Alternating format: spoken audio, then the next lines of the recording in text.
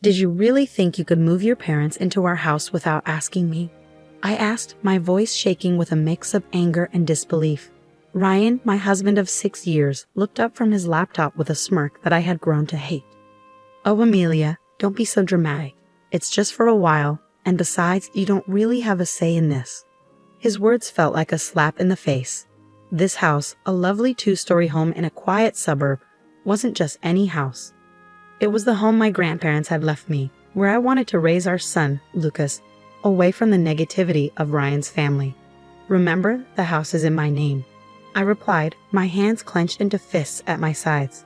Ryan's smug look faded, and he looked uncertain for a moment. Our 2-year-old son, Lucas, walked into the room, and I forced a smile for his sake. He didn't know about the tension between us. His chubby hands reached up for me, and I picked him up, kissing his forehead, trying to calm down. I'm not okay with this, Ryan. Your parents have never respected me or our space. Why now? I asked, trying to keep my voice steady. Ryan shrugged, which made me even more frustrated. Their family, Amelia. You wouldn't understand. Family. The word echoed in my mind like a taunt. My own family, who ran a small but loved coffee shop in town, had always been my safe haven. The doorbell rang, interrupting our argument. Through the peephole, I saw them, Ryan's parents, with suitcases in hand, ready to invade our life. My heart sank. Fine, Ryan.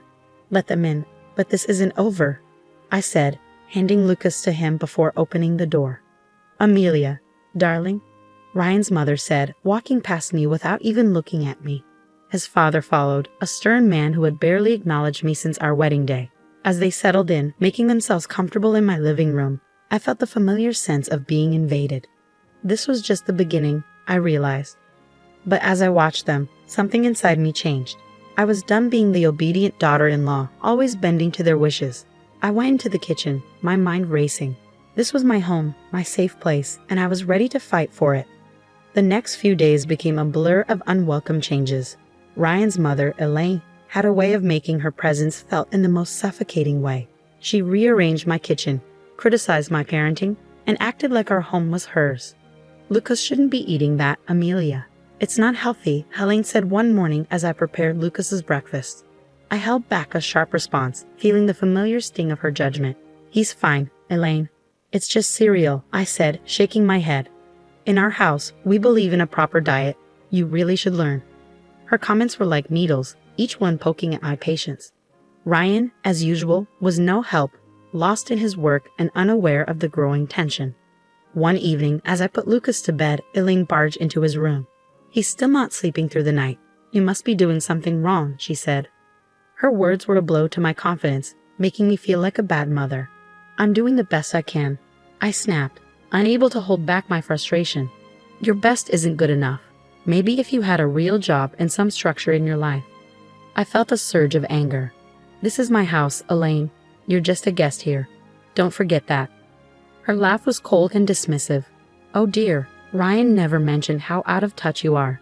This is his house too, and as his mother, I have every right to be here.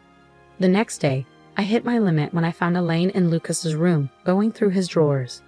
What do you think you're doing? I demanded, my voice shaking with anger. I'm just organizing. This room is a mess, she said without even looking at me. That's it. I want you out of my house now, I shouted, feeling a mix of anger and desperation. Elaine turned to face me, looking surprised but not sincere. Your house? Oh, sweetie, you're just the wife. This is Ryan's house too, and he wants us here. I stormed out of the room, overwhelmed by thoughts. Ryan's betrayal, Elaine's intrusion, and how they ignored my feelings. It was all too much. I was tired of being pushed around and having my home taken over by people who didn't respect me.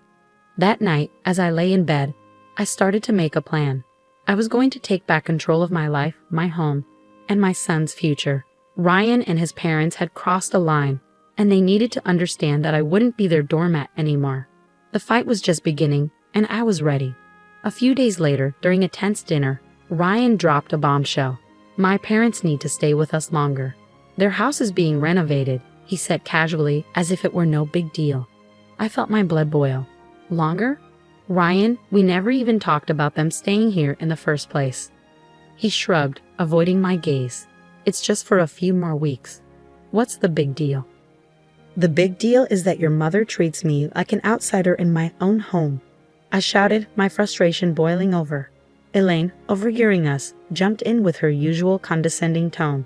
Amelia, you're overreacting. We're family. You should be more accommodating. Their words only made me more determined. I wasn't going to let them walk all over me anymore. It was time to fight back. The next morning, I called my brother Alex, who had always been my support. They're taking over my life, Alex. I can't handle it anymore, I said, trying to hold back tears. Alex's voice was strong and encouraging. Amelia, you need to stand up for yourself. Don't let them bully you. It's your house, so you make the rules. His words gave me the push I needed. I decided to confront Ryan, but this time, I would be ready. I gathered proof of Elaine's overbearing behavior, the messed up kitchen, the disturbed routines, and her constant belittling comments. The day of the confrontation arrived. I waited until Elaine and Ryan were in the living room. We need to talk. Now, I said, keeping my voice steady even though I was furious inside. Ryan looked up, surprised. What's this about, Amelia? He asked. It's about your parents, Ryan. Their constant interference and disrespect for my boundaries have to stop today, I said, holding up my list of complaints. Elaine scoffed. This is ridiculous. We're just trying to help. Help? By undermining me at every turn? By treating me like I don't matter in my own home? I shot back, my anger clear. Ryan shifted uncomfortably.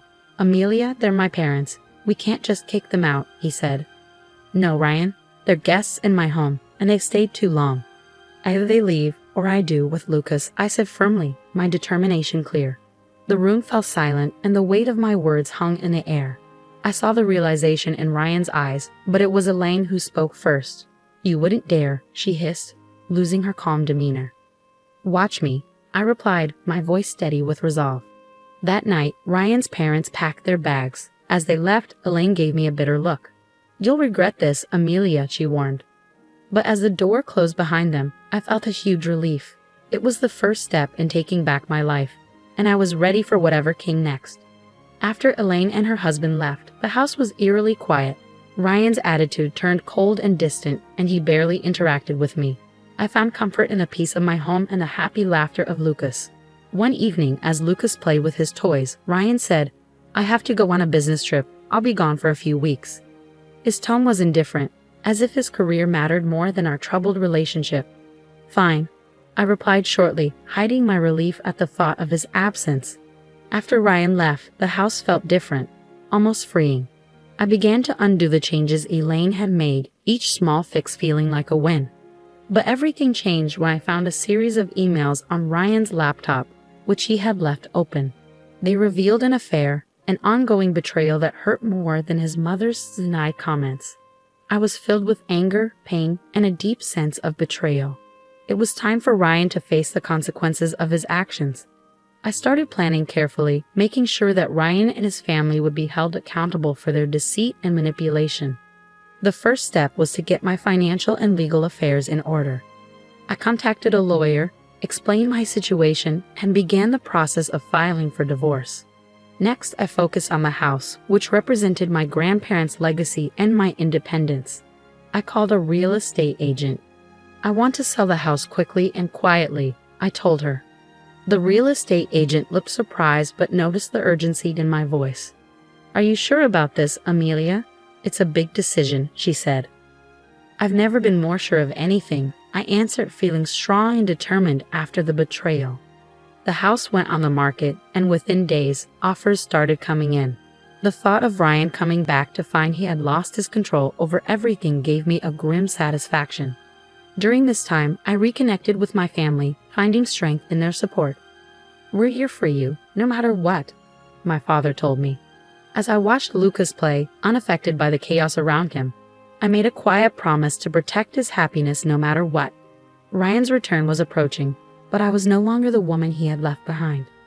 I was ready to face him, equipped with the truth and a plan to take back my life. When the day came for Ryan to return, the tension in the air was thick. I had imagined this moment many times, and although I was prepared, my heart raced as I heard his key turning in the lock. Amelia, I'm home, Ryan called out, his voice echoing through the now changed space. I walked out of the kitchen, standing tall. Welcome back, Ryan. We need to talk, I said firmly. He looked around, noticing the changes I had made. What's going on?